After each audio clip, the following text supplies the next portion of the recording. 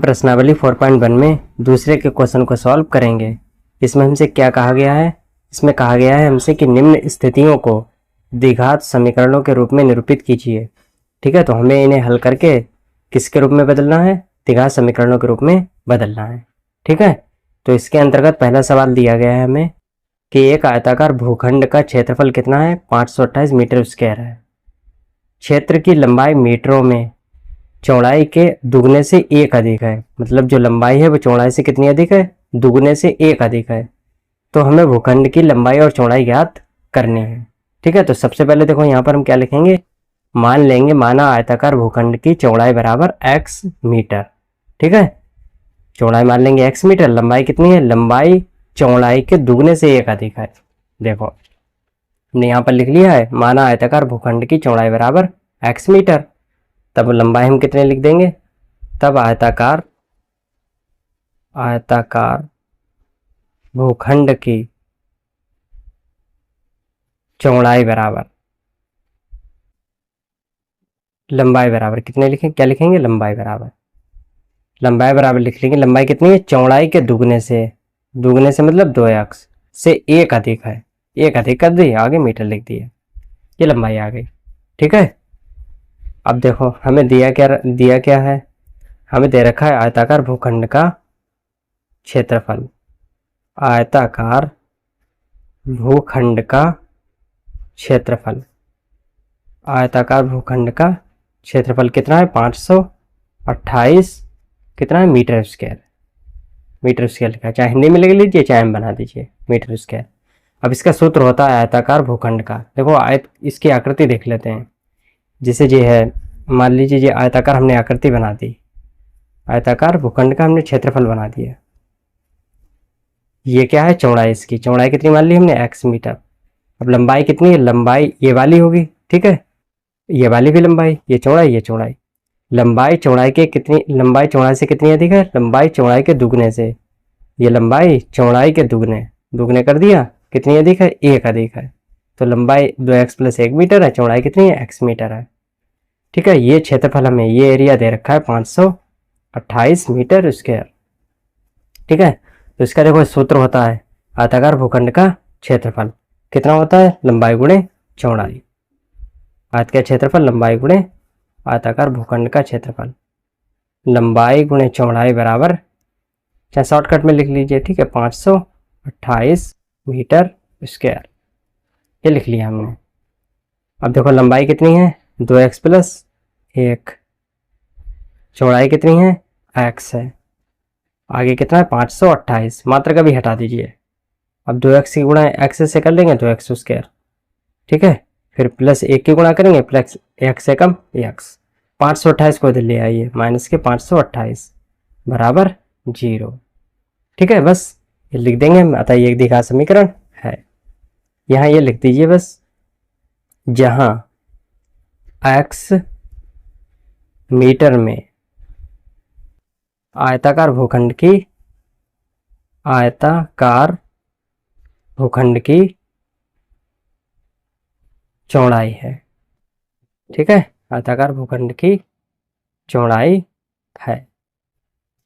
बाकी ये लिख दीजिए, अतः एक द्विघात समीकरण है। अतः यह एक द्विघात समीकरण है। अगर इसे जिसे हल करेंगे तो हमें x का जो मान आएगा निकल कर, वो हमें चौड़ाई मिल जाएगी। बाद में हम लंबाई भी ज्ञात कर सकते हैं अगर इसको हल करें। बाकी हमें हल यहीं तक करना है। आप यहाँ तक लिख दीजिए, सीधे लिख दीजिए, अतः यह एक द्विघात समीकरण है। द्विघात समीकरण है, बस यही हमारा आंसर हो गया। ठीक है, अब इसके अगले क्वेश्चन को सॉल्व करेंगे। अगले क्वेश्चन में देखो हमसे कहा गया है कि दो क्रमागत धनात्मक पूर्णांकों का गुणनफल कितना है? 306। हमें पूर्णांकों को ज्ञात करना है। ठीक है, दो क्रमागत धनात्मक पूर्णांकों का गुणनफल कितना है? 306। इसको हल करने के लिए पहले सबसे पहले आप ये जान लीजिए कि क्रमागत संख्याएं कौन सी होती हैं। क्रमागत संख्याएं, देखो क्रमागत संख्याएं कौन सी होती हैं, पहले आपको ये पता होना चाहिए क्रमागत संख्याएं, इसको बाद में सॉल्व करेंगे। अभी पहले x, अगले x + 1, फिर x + 2, फिर x + 3, फिर x प्लस 4, इसी तरह से ये चलती जाएंगे। ठीक है, ये क्रमागत संख्या हो गई। अब हम लिखेंगे क्रमागत सम अथवा विषम संख्याएं, सम अथवा विषम संख्याएं।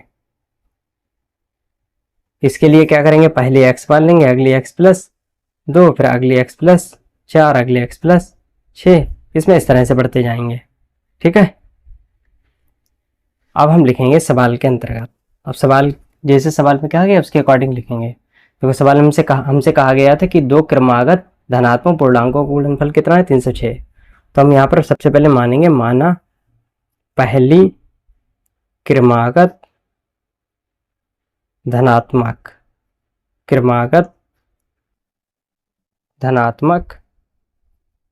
पूर्णांक संख्या बराबर है, या इसे लिख दीजिए, माना पहला क्रमागत धनात्मक पूर्णांक बराबर, माना पहली क्रमागत धनात्मक पूर्णांक संख्या बराबर कितनी मान लेंगे, x मान लेंगे।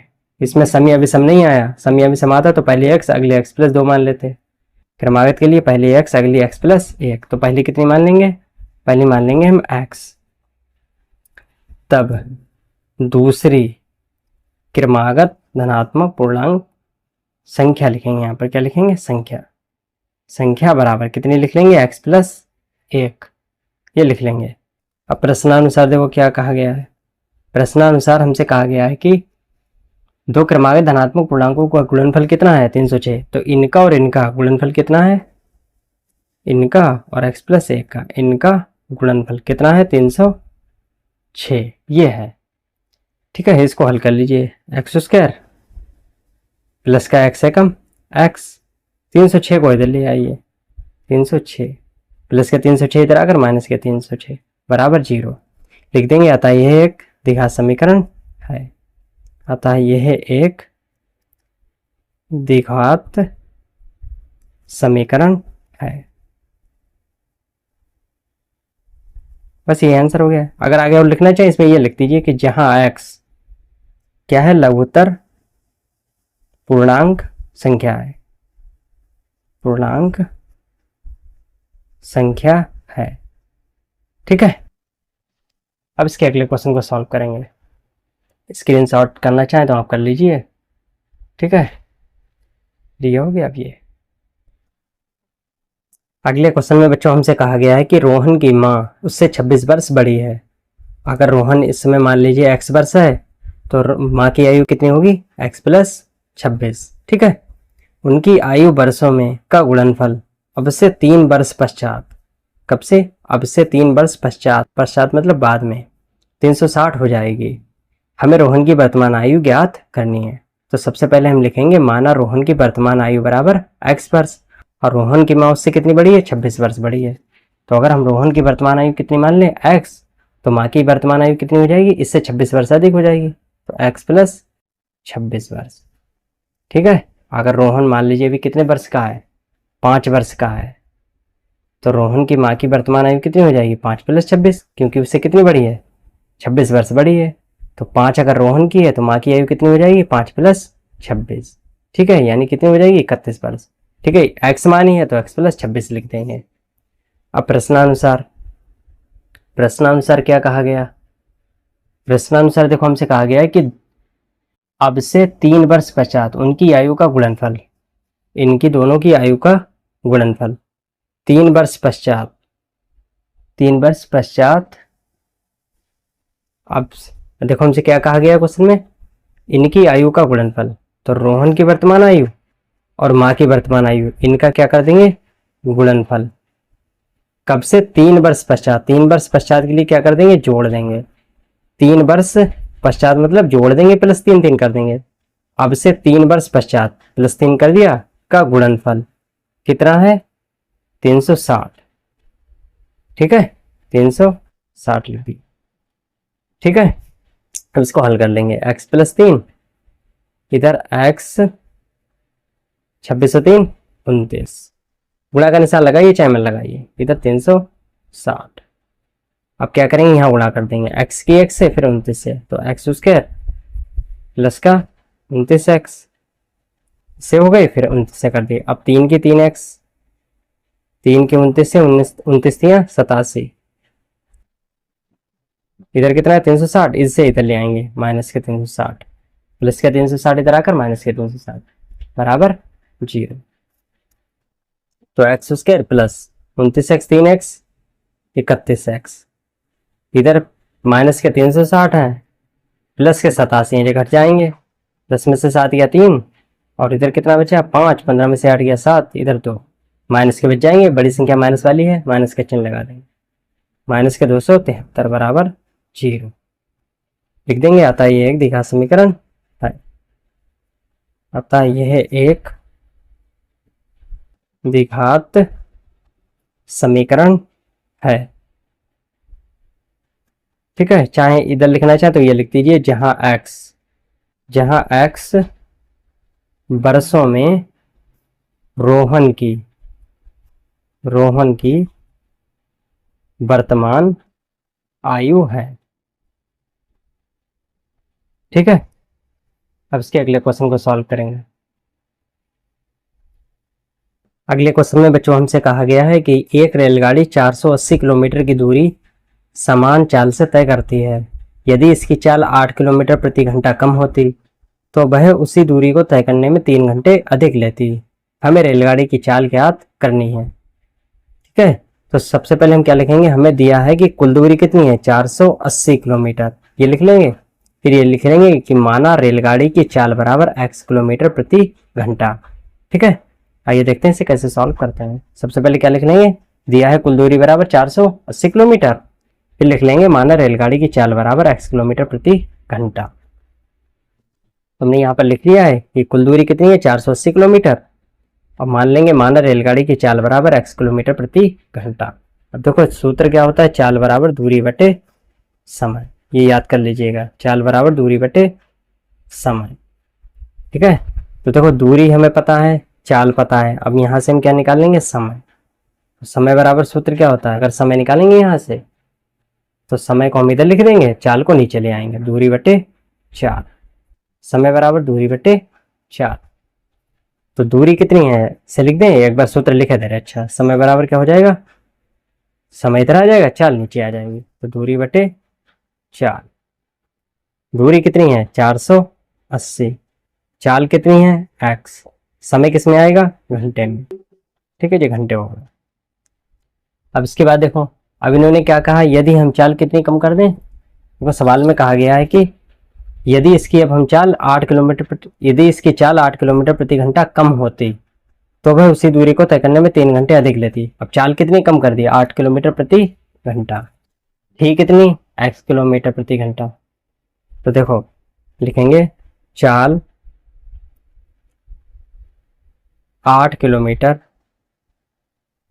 प्रति घंटा कम करने पर, हिंदी में चाल लिख लीजिए, किलोमीटर प्रति घंटा कम करने पर प्राप्त नई चाल बराबर।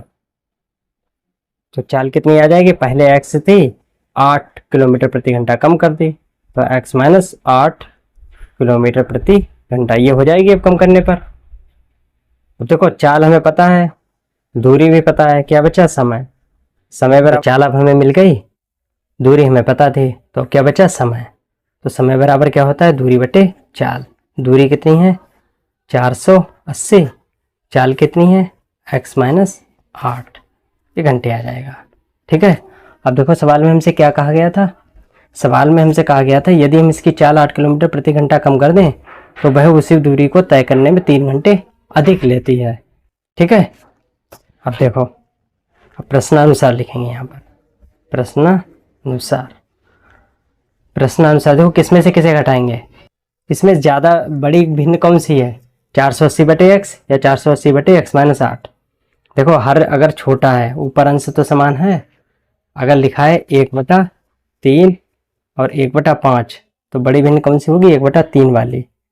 तो बड़ी भिन्न देखो जो x में से घट रही है, यानी इसका हर कैसा रहा होगा, छोटा, तो ये बड़ी होगी, ये छोटी। और प्रश्न में भी कहा है कि यदि हम चाल क्या कर दें 8 किलोमीटर प्रति घंटा कम कर दें तो समय वह कितना लेती है, पहले से 3 घंटे अधिक लेती है, तो इसमें से हम घटा देंगे। फिर भी ना समझ में आया तो आप ऐसे समझ लीजिए, जो भिन्न, जिस भिन्न का हर कैसा होगा, हर छोटा होगा वो भिन्न बड़ी होगी। तो इसका हर देखो माइनस हो रहा है यहाँ पर, तो ये भिन्न बड़ी होगी, ये छोटी। तो इस वाले समय में से इस समय को हम घटा देंगे, इस समय वाले में से इस समय को घटा देंगे, कितना बचेगा 3 घंटे। तो 480 बटे एक्स माइनस 8 माइनस 480 बटे एक्स। इस समय को इस समय से हमने घटाया, कितना बचा 3। तो इस समय को इस समय से कितना अधिक समय लग रहा है, 3 घंटे अधिक लग रहा है। ठीक है, इस समय को इस समय से कितना समय अधिक लग रहा है, 3 घंटे अधिक लग रहा है। बस ऐसे लिख देना है। अब से हल कर लेंगे। तो ऊपर से 480 कॉमन ले लें, थोड़ा हल करने में सरल हो जाएगा। बटे में एक्स माइनस 8, 1 बटे एक्स माइनस 8, इधर 1 बटा एक्स बच जाएगा, इधर बराबर 3। ठीक है, इनका लासा कितना आएगा, एक्स माइनस 8 ऐसे लिख दीजिए। इधर एक्स है कम, एक्स माइनस 8 है कम, एक्स माइनस 8 लिखेंगे। ठीक है, एक लाइन हमने कम कर दी। देखो माइनस है, ब्रेकेट नहीं लगाई यहाँ पर, तो ये वाला माइनस इस वाले माइनस से क्या हो जाएगा, प्लस हो जाएगा यहाँ पर। इस वाले माइनस से ये वाला माइनस प्लस कर दिया। ठीक है जी, 480 है, इसे बटे में लिया जा रहा है, गुणा में है तो कहाँ जाएंगे, बटे में 480। ठीक है, अब ये माइनस के एक्स प्लस के एक्स कैंसिल हो जाएंगे, बचा कितना 8।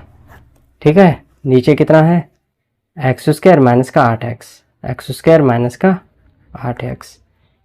इधर लिख दीजिए 3 बटे 480। इधर कट होगा तो कट कर लीजिए, 3 एकम 3, इधर 3 एकम 3, 3 चंग 18, 160 बचा। ठीक है, 3 एकम 3, ये तो 1 आ गया, नीचे 3 एकम 3, 1 बचा, 3 चंग 18, 0 लगा दिया। अब क्रॉस मल्टीप्लाई कर देंगे। पहले एक्स स्क्वायर माइनस 8x से कम, एक्स स्क्वायर माइनस का 8x, और इधर कितना लिख देंगे, 160 की गुणा 8 से करेंगे 16 8 128, यानी 1280। 160 की गुणा 8 से करेंगे 1280, इसको इधर ले आएंगे तो एक्स स्क्वायर माइनस का 8x, 1280 इधर आकर माइनस के 1280 बराबर 0 लिख देंगे। अतः ये एक द्विघात समीकरण है। अतः यह एक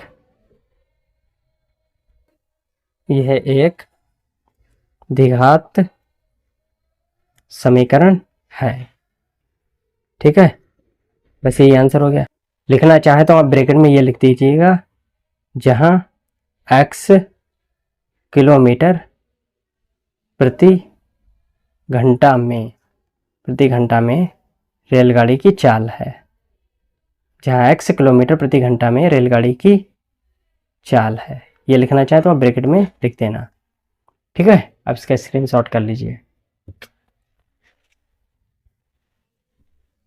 इस सूत्र को याद कर लीजिएगा, चाल बराबर दूरी बटे समय, या समय बराबर कितना निकालेंगे हम, समय जब निकालेंगे तो दूरी बटे चाल हो जाएगा। इसका स्क्रीनशॉट कर लीजिए।